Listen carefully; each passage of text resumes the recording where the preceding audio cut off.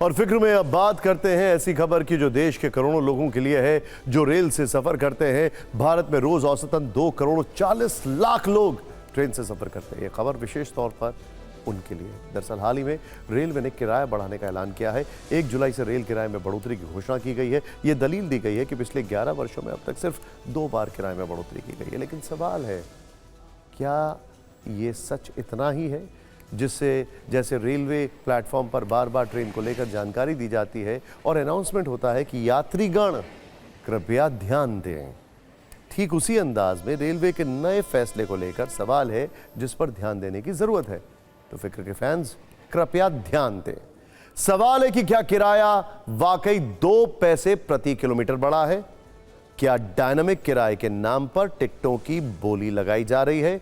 क्या premium train के नाम पर रिकॉर्ड तोड़ वसूली की जा रही है? क्या यह यात्रियों की जेब ढीली करने का तत्काल प्लान है? आपको यह भी बताएंगे कि कैसे टिकट कैंसिल करने पर जेब को करंट लगता है। इसीलिए इस खबर को ध्यान से देखिए और जानिए कि आपके लिए कितनी सुविधा है, कितना फायदा है, कितना नुकसान है। दरअसल रेलवे ने 1 जुलाई से एसी क्लास का किराया 2 पैसे प्रति किलोमीटर बढ़ाने का फैसला किया है। मतलब यह कि अगर आप 1000 किलोमीटर का सफर करेंगे तो टिकट पर 20 रुपए ज्यादा देने होंगे।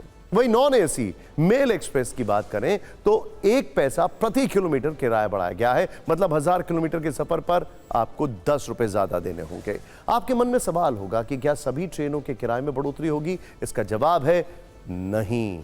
सेकंड क्लास में 500 किलोमीटर तक की यात्रा के लिए कोई बढ़ोतरी नहीं की गई है। रेलवे का कहना है कि मोदी सरकार में अब तक 2 बार ही रेलवे का किराया बढ़ा गया है। वर्ष 2014 और वर्ष 2020 में किराया बढ़ाया गया था। अब 1 जुलाई से तीसरी बार किराया बढ़ने जा रहा है। लेकिन इसके पीछे की कहानी काफी बड़ी है।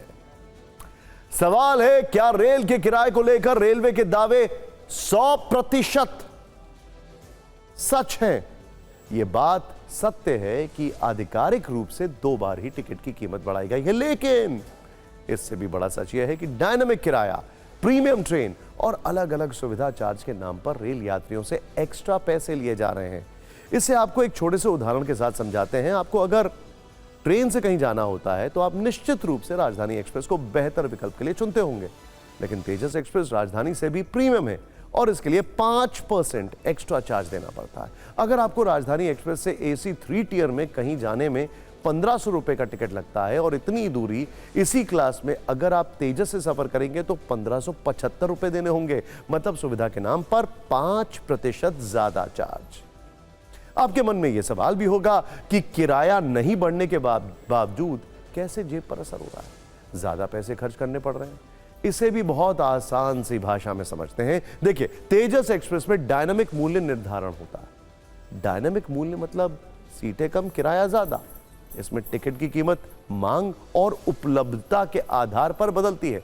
10% सीटों के भरने के बाद किराया 10% बढ़ जाता है। राजधानी, दुरंतो और शताब्दी जैसी प्रीमियम ट्रेनों में टिकट की कीमतें डायनामिक मूल्य के आधार पर बढ़ती हैं। रेल यात्रियों पर एक्स्ट्रा चार्ज वाली कहानी सिर्फ प्रीमियम और डायनामिक मूल्य तक सीमित नहीं है।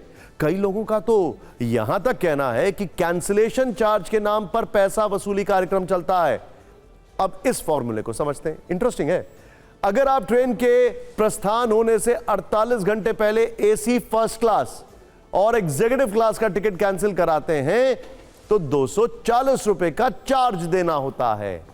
वहीं एसी 2 टियर फर्स्ट क्लास के टिकट कैंसिल कराने पर 200 रुपए का चार्ज देना होता है। AC 3 tier, AC chair car, economy के टिकट कैंसिल कराने पर 180 रुपए का चार्ज देना होता है। वहीं स्लीपर क्लास के टिकट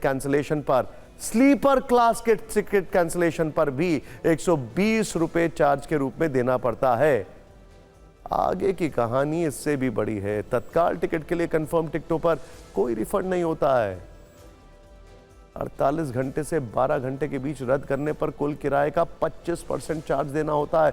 12 घंटे से 4 घंटे के बीच रद्द करने पर कुल किराए का 50% चार्ज लगता है। चार्ट बनने के बाद टिकट कैंसिलेशन पर कोई रिफंड नहीं मिलता। मतलब 100% चार्ज लगता है। रेलवे ज्यादा सुविधा देने का दावा कर रहा है, जबकि रेल यात्रियों का आरोप है कि रेल सफर में सुविधाओं के नाम पर सिर्फ पैसे लिए जा रहे हैं। यहां पर नोट करने वाली बात यह भी है कि रेल यात्रियों के लिए रेल यात्रियों के पैसे से रेलवे की कमाई लगातार बढ़ रही है। रेलवे रिचार्ज हो रहा है। वित्त वर्ष 2019-20 में यात्रियों से 50,669 करोड़ रुपए की कमाई हुई है। वित्त वर्ष 2022 और 23 उसमें यह कमाई बढ़कर 63,417 करोड़ रुपए।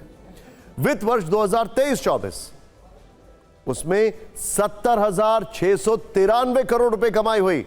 वित्त वर्ष 2025-26 में 92,800 करोड़ रुपए कमाई का अनुमान है। इससे रेल यात्रियों से रेवेन्यू में लगभग 16% ग्रोथ माना जा रहा है, जबकि सरकार दलील देती है कि हमने सुविधा के नाम पर किराया बढ़ाया है।